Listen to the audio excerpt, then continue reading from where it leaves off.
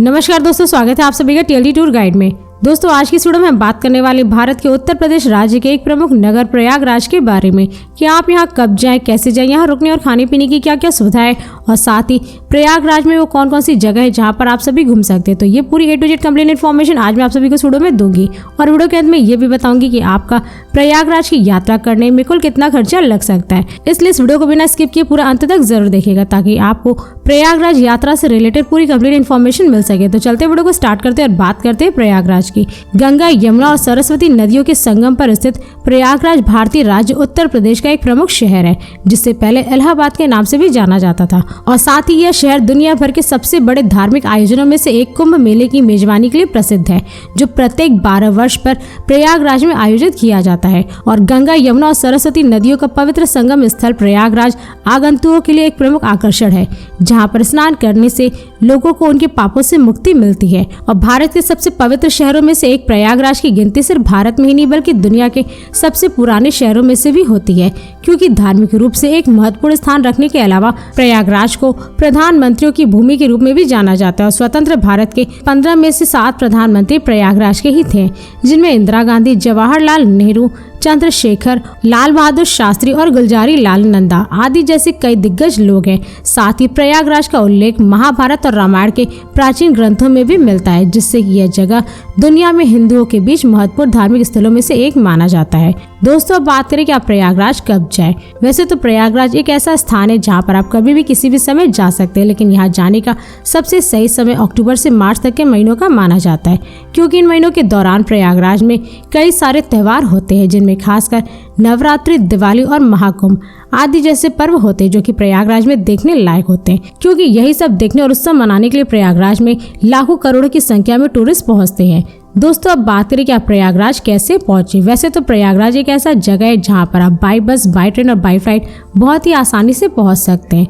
दोस्तों यदि आप प्रयागराज ट्रेन से जा रहे तो यहाँ का निकटतम रेलवे स्टेशन खुद प्रयागराज जंक्शन है, जो कि देश के विभिन्न शहरों के रेलवे स्टेशनों से रेल मार्ग द्वारा काफी अच्छी तरीके से जुड़ा हुआ है, जिससे कि आप दिल्ली, वाराणसी, चंडीगढ़, जयपुर, पटना और अयोध्या, लखनऊ आदि जैसे शहरों के रेलवे स्टेशनों से ट्रेन पकड़ करके आप डायरेक्ट प्रयागराज जंक्शन तक पहुंच जाएंगे।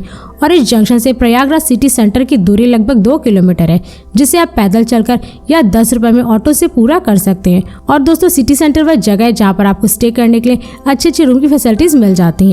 और यदि आप प्रयागराज बाई प्लेन जा रहे हैं तो यहाँ का नजदीकी एयरपोर्ट खुद प्रयागराज एयरपोर्ट है, लेकिन यहाँ पर बहुत ही कम फ्लाइट्स आती हैं। इसलिए अगर आपको डायरेक्ट प्रयागराज एयरपोर्ट के लिए फ्लाइट की सुविधा ना मिले तो आप वाराणसी में स्थित लाल बहादुर शास्त्री इंटरनेशनल एयरपोर्ट के लिए फ्लाइट की सुविधा ले सकते हैं, क्योंकि यह एयरपोर्ट देश के विभिन्न शहरों दिल्ली, पटना, कोलकाता, हैदराबाद, चेन्नई और बेंगलोर और लखनऊ आदि जैसे शहरों के एयरपोर्टों से एयरलाइंस के द्वारा काफी अच्छी तरीके से जुड़ा हुआ है, जिससे कि आप इन शहरों के एयरपोर्टों से फ्लाइट की सुविधा लेकर के डायरेक्ट वाराणसी के एयरपोर्ट तक पहुंच जाएंगे। और इस एयरपोर्ट से प्रयागराज की दूरी लगभग 132 किलोमीटर है, जिसे आप बाई बस या रिजर्व टैक्सी के थ्रू पूरा कर सकते हैं। अगर आप वाराणसी एयरपोर्ट से प्रयागराज के लिए बस लेते हैं तो उसका चार्ज लगभग 250 से 300 रुपए पर पर्सन होता है, और रिजर्व टैक्सी का चार्ज लगभग 2000 से 3000 रुपए तक होता है। और हाँ, यदि आप प्रयागराज बस से जाना चाहते तो प्रयागराज के लिए आपको डायरेक्ट बस दिल्ली, लखनऊ, पटना, वाराणसी, मिर्जापुर, जौनपुर, जबलपुर और सुल्तानपुर आदि जैसे कई शहरों से प्रयागराज के लिए बस की सुविधा उपलब्ध है, जिससे कि आप इन शहरों से बस पकड़ करके डायरेक्ट प्रयागराज तक पहुंच सकते हैं। इसके साथ ही अगर आप प्रयागराज अपने निजी वाहन, कार या बाइक से जा रहे हैं तो आप यहाँ पर बहुत ही आसानी से पहुंच सकते हैं, क्योंकि प्रयागराज शहर की सड़कें देश के विभिन्न शहरों से सड़क मार्ग द्वारा काफी अच्छी तरीके से जुड़ी हुई है। और साथ ही यहाँ की सड़कों पर आपको जगह जगह पर कई सारे प्राइवेट होटल, रेस्टोरेंट और पेट्रोल पंप आदि जैसे कई प्रकार की सुविधाएं देखने को मिल जाएंगी, जिससे कि आप रास्ते में खाते पीते मौज मस्ती करते हुए अपने निजी वाहन द्वारा प्रयागराज पहुंच जाएंगे। दोस्तों अब बात करें कि आप प्रयागराज पहुंचने के बाद यहाँ कहाँ स्टे बनाएं। वैसे तो यहाँ पे स्टे करने के लिए आपको बहुत सारे धर्मशाला और प्राइवेट होटल मिल जाएंगे, जिन्हें आप बुक करके स्टे कर सकते हैं। और यदि आप अपनी फैमिली और दोस्तों के साथ प्रयागराज घूमने के लिए जा रहे हैं और एक अच्छे लोकेशन पर अपने रूम की बुकिंग करना चाहते हैं तो आप रेलवे स्टेशन के आसपास या प्रयागराज सिटी सेंटर के पास में रूम की बुकिंग करके स्टे कर सकते हैं, क्योंकि इन जगहों पर आपको बहुत सारे प्राइवेट होटल और कुछ धर्मशालाएं भी देखने को मिल जाएंगी, जिन्हें आप 300 से 2000 रुपए में बुक करके स्टे कर सकते हैं। दोस्तों अब बात करें कि प्रयागराज में खाने पीने की क्या सुविधा है। वैसे तो आप यहाँ पे जहाँ भी स्टे किए वहीं पर आप सभी को खाने पीने के लिए हर एक प्रकार का भोजन मिल जाएगा। लेकिन अगर आप वहाँ पे खाना नहीं चाहते तो आपको यहाँ प्रयागराज रेलवे स्टेशन के आसपास बहुत सारे प्राइवेट होटल, रेस्टोरेंट और स्ट्रीट फूड वाले देखने को मिल जाएंगे, जहाँ पर आप जा करके लगभग 100 से 150 रुपए में पर प्लेट भोजन कर सकते हैं। तो चलिए दोस्तों, अब बात करें कि आप प्रयागराज में कहाँ कहाँ घूमे। वैसे तो आप यहाँ पर सबसे पहले त्रिवेणी संगम पर घूम सकते हैं। हिंदू धर्म में 3 सबसे महत्वपूर्ण नदियों का मिलन त्रिवेणी संगम प्रयागराज में घूमने के लिए सबसे लोकप्रिय और पवित्र स्थान है, जहाँ पर हर 12 साल में महाकुंभ और हर 6 साल पे अर्ध कुंभ मेले का आयोजन किया जाता है, जिसमें लाखों करोड़ों की तादाद में श्रद्धालु देश विदेश से प्रयागराज के इस त्रिवेणी संगम पर पहुंचते हैं। और ऐसा माना जाता है कि इस संगम पर डुबकी लगाने से सभी जन्मों के पापों से मुक्ति मिलती है। और साथ ही यहाँ पर आप बड़े हनुमान जी के दर्शन और गंगा यमुना के बहते पानी में बोटिंग का भी आनंद जरूर लें। इसके साथ ही आप यहाँ पे लेटे हुए हनुमान जी के भी दर्शन कर सकते हैं। यह मंदिर हिंदुओं का प्रमुख धार्मिक मंदिर है, जहाँ हनुमान जी की लेटे हुए मूर्ति के दर्शन करने को मिलते हैं। और यहाँ दर्शन करने के लिए अधिकतर श्रद्धालु माँ गंगा में स्नान करके हनुमान जी के दर्शन करते हैं। और मंदिर परिसर में ही भगवान श्री राम जी और माता सीता जी का भी मंदिर बना हुआ है, जहाँ पर आपको दर्शन जरूर करना चाहिए। इसके साथ ही आप यहाँ आलोपी देवी मंदिर के भी दर्शन कर सकते हैं। पवित्र संगम के किनारे स्थित यह दर्शनीय मंदिर आलोपी बाग में है। और इस मंदिर में केवल एक लकड़ी के रथ की पूजा की जाती है, क्योंकि आलोपी देवी मंदिर में किसी भी देवी या देवता की मूर्ति विराजमान नहीं है। और यह मंदिर भक्तों के दर्शन करने के लिए सुबह 6 बजे से लेकर के शाम के 6 बजे तक खुला रहता है।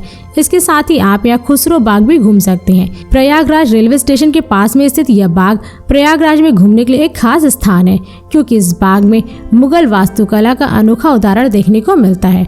और खुसरो बाग का नाम जहांगीर के बड़े बेटे खुसरो के नाम पर रखा गया था। और साथ ही इस बाग में खुसरो और उनकी माँ तथा उनकी बहन का मकबरा भी देखने को मिलता है। इसी के साथ ही आप यहाँ प्रयागराज फोर्ट भी घूम सकते हैं। मुगल बादशाह अकबर द्वारा सन 1583 में बनवाया गया यह फोर्ट गंगा यमुना नदी के संगम तट पर बना हुआ है, जिसे प्रत्येक 12 साल में आयोजित होने वाले महाकुंभ के अवसर पर पर्यटकों और श्रद्धालुओं के लिए खोला जाता है। और इस किले को 4 भागों में निर्मित किया गया है, जिसमें अलग अलग भागों में रहने हेतु भवन का निर्माण भी करवाया गया है। इसलिए यदि आप प्रयागराज जा रहे तो इस किले को देखने जरूर जाएं। इसी के साथ ही आप यहाँ आनंद भवन भी देख सकते हैं। आनंद भवन प्रयागराज में स्थित एक प्राचीन ऐतिहासिक भवन है, जिसे पहले मूल रूप से स्वराज भवन के नाम से भी जाना जाता था। और 2 मंजिला बना यह भवन आजादी के समय बहुत से स्वतंत्र सेनानियों का गढ़ था, जिसे इंदिरा गांधी ने सन 1970 में भारत सरकार को दान में दे दिया था। और यह भवन सुबह 10 बजे से लेकर के शाम के 4 बजे तक टूरिस्ट के घूमने के लिए खुला रहता है। इसके अलावा आप यहाँ जवाहर तारामंडल भी घूम सकते हैं। आनंद भवन के पास में स्थित यह तारामंडल विज्ञान और इतिहास का उत्कृष्ट उदाहरण है, जहां पर आप अंतरिक्ष में खड़े होने का एहसास कर सकते हैं और ग्रहों की गति को भी देखने का मौका मिलता है। और इस तारामंडल का निर्माण सन 1979 में करवाया गया था। और यदि आप विज्ञान से जुड़ी जानकारी जानना चाहते हैं तो आप इस तारामंडल को घूमने जरूर जाएं। दोस्तों, और भी ऐसी कई सारी जगह है प्रयागराज में जहाँ पर आप सभी घूम सकते हैं, जैसे All Central Cathedral, Prayagraj museum, Nag Vasuki Mandir, Bharadwaj park, Patalpuri किला, नैनी ब्रिज और भारद्वाज आश्रम आदि जैसे प्रयागराज में घूमने की जगह है, जहाँ पर आप सभी घूमने का भरपूर आनंद ले सकते हैं। दोस्तों, अब बात करें कि प्रयागराज को घूमने में आपका कुल कितना खर्चा लग सकता है। वैसे तो प्रयागराज एक ऐसी जगह है जहाँ पर घूमने के लिए अनेकों स्थान है, लेकिन अगर आप प्रयागराज को घूमने के लिए 2 डे 1 नाइट का ट्रिप प्लान करते हैं तो इसमें आपका कुल खर्चा लगभग 6000 रुपये पर पर्सन लग सकता है। मगर ये सारे खर्चे आपके ऊपर ही डिपेंड करते हैं, क्योंकि प्रयागराज में आप कहाँ कहाँ घूमेंगे, क्या क्या खरीदेंगे और यहाँ रुकने के लिए आप किस टाइप के रूम की बुकिंग करते हैं, और प्रयागराज घूमने के लिए आप किस राज्य और सिटी से जा रहे हैं, तो ये सारे खर्चे आपके ऊपर ही डिपेंड करते हैं। तो दोस्तों, इस वीडियो को यहीं पर समाप्त करते हैं। और यदि ये वीडियो सभी को पसंद आई तो इस वीडियो को लाइक करें और चैनल को सब्सक्राइब जरूर करें। इसके साथ ही बेल आइकन जरूर दबाएं, ताकि ऐसी मेरी नई नई वीडियोस आपके पास सबसे पहले पहुंचे। तो फिर मिलते हैं नेक्स्ट वीडियो में। धन्यवाद।